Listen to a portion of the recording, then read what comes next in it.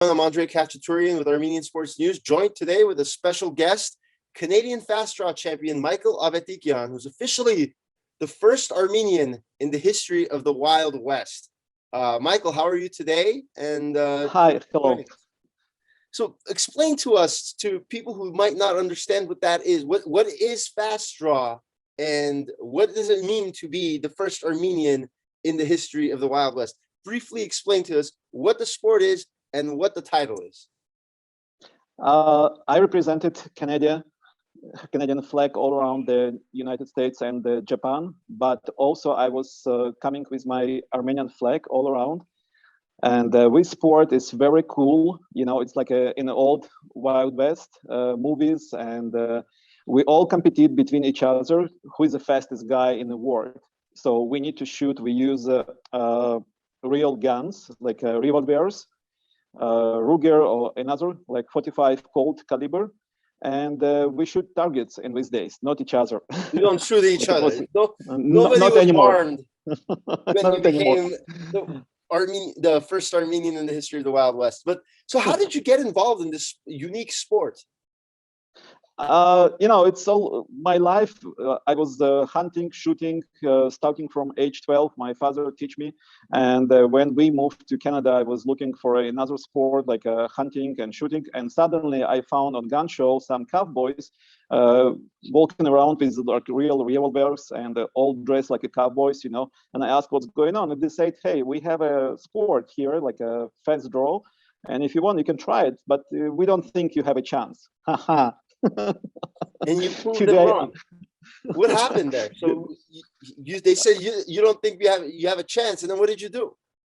They were thinking they're the fastest guy in Calgary, but not for me. You know, I'm really fast guy, and I went to many competitions all around the United States and in Canada, and I represented our Armenian flag together with Canadian flag. And I showed them what we are the fastest guys in the world, Armenians.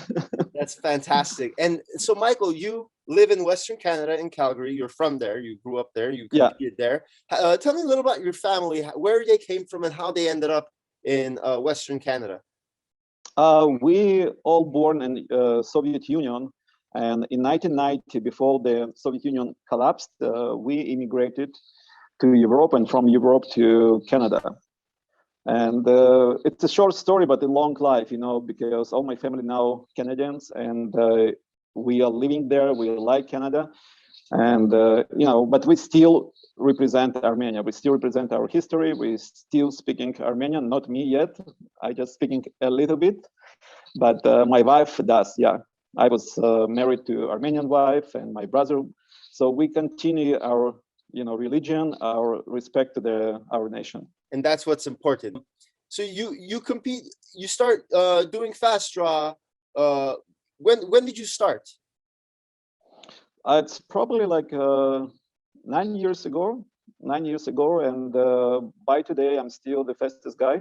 Some of the fastest guy in the world, because you cannot be like before the fast and now. No, we're the best.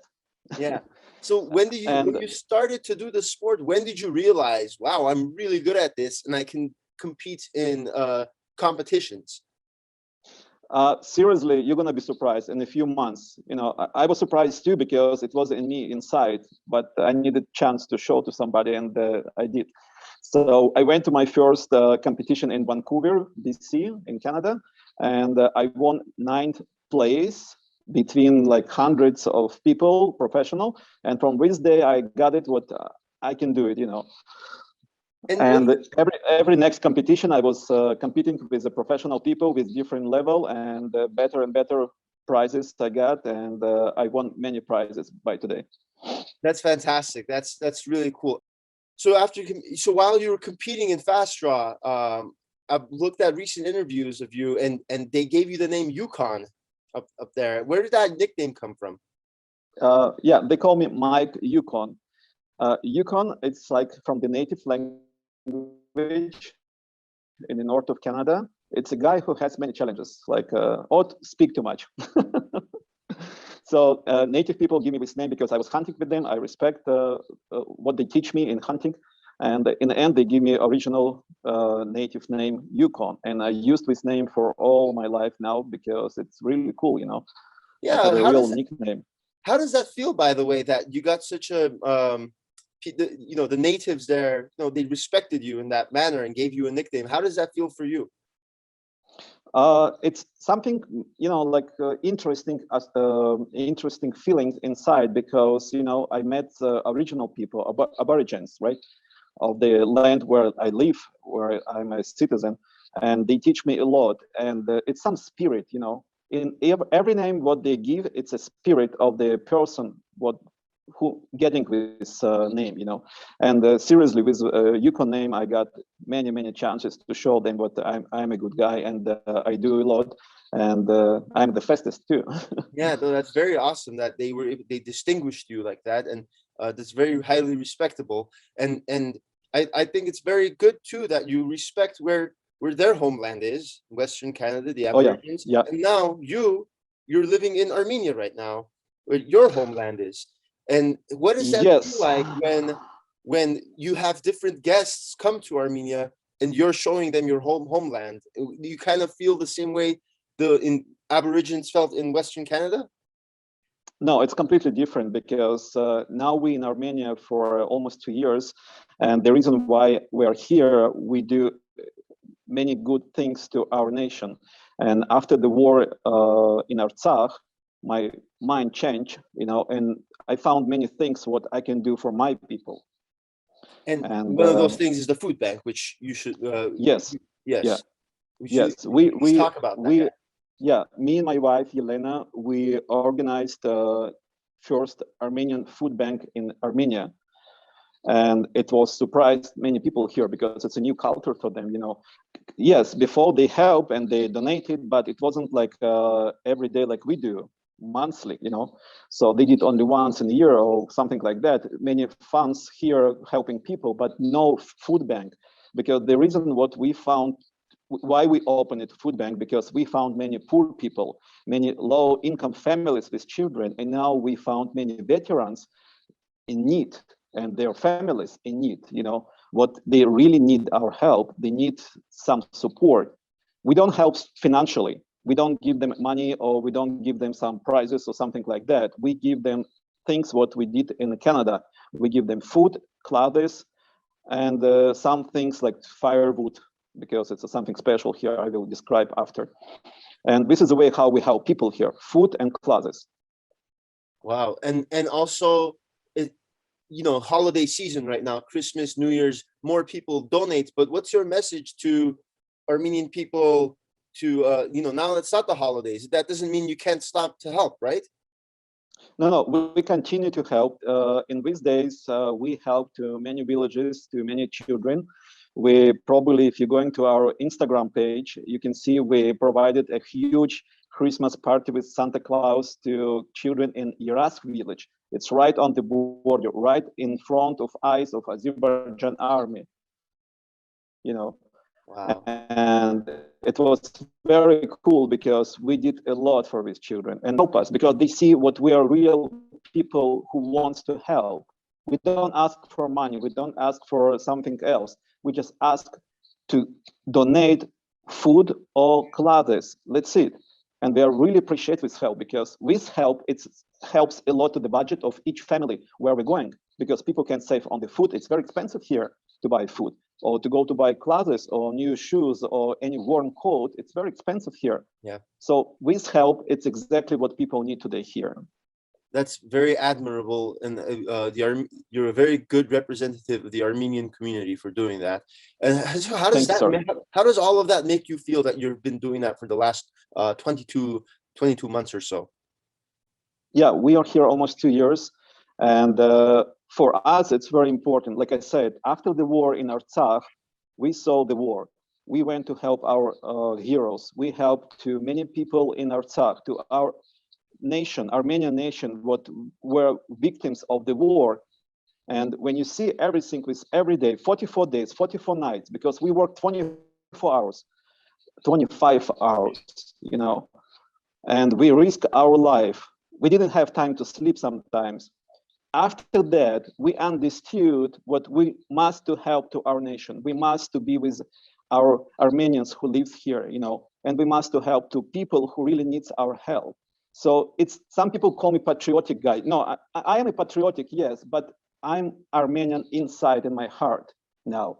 I don't speak well in Armenian language, my wife does, but it doesn't mean nothing, because Armenian today, you must to be inside, not in your language, not in knowledge your history. It's good if you know, but inside it's more important. Right. More important to do something small or even a lot, but really to people who needs you. And our people, it's only one nation what needs support today, because Armenia, it's only for us. Nobody came to help us during the war. Only diaspora, only good people came and helped, and we were here. And I'm very appreciative people gonna understand that and will continue to help Armenians. Yeah, and I guess that's another interesting thing I want to ask you is I feel like, you know, there are certain times when maybe Armenians in the diaspora, I don't want to say the word forget, but I want to say maybe get sidetracked with other things and forget to help. Like, for example, during the war, everybody was involved. During April 24, everybody's involved. During the holidays, everybody's involved. But what is your message to Armenians in the diaspora who now, like, the war is done. Maybe it's not in people's heads anymore. But how do you remind Armenians in the diaspora to continue to help? The war still going on here. Our nation still need our help. Our children, who is gonna be tomorrow standing with a Kalashnikov saving our life here on the border. Our veterans, many veterans came back from the war, and some of them still in a prison, and we're still helping their families. So please, Armenian diaspora need to stop thinking about political games. They need to speak and think about our Armenians who needs our help. I understand what many people think about political games. Many people disappointed about the funds and other donation what they give during the war. But people still living here. This is our country. This is our homeland. And these families, where we're going every day almost, we help to children who is real future heroes, who is going to be standing and protecting Artsakh and Armenia. That's and we beautiful. must to help them. It's not so much. It's not so much. Everyone, if he's going to continue to help a little bit, like we do, food and classes, it will help a lot to some families who really needs our help today, because these people who is living here, they're real heroes, and we need to help them. Michael Avetikyan, the Canadian fast draw champion, the first Armenian in the history of the Wild West. Your Instagram is at Armenian Food Bank. Very simple, easy to remember. Go to Instagram, follow at Armenian Food Bank now, and learn how to help Armenians living in Armenia and Artsakh, war veterans, giving them food and clothing throughout. And it's winter now. You need clothes now. Armenia is not warm in the winter. You need clothes and stay warm. So find a way to help. I know I'm going to help as well. And now my last question to you is: do people in Armenia know that you're the fast draw champion? I'm a really shy guy, so not everyone. If somebody tries to mess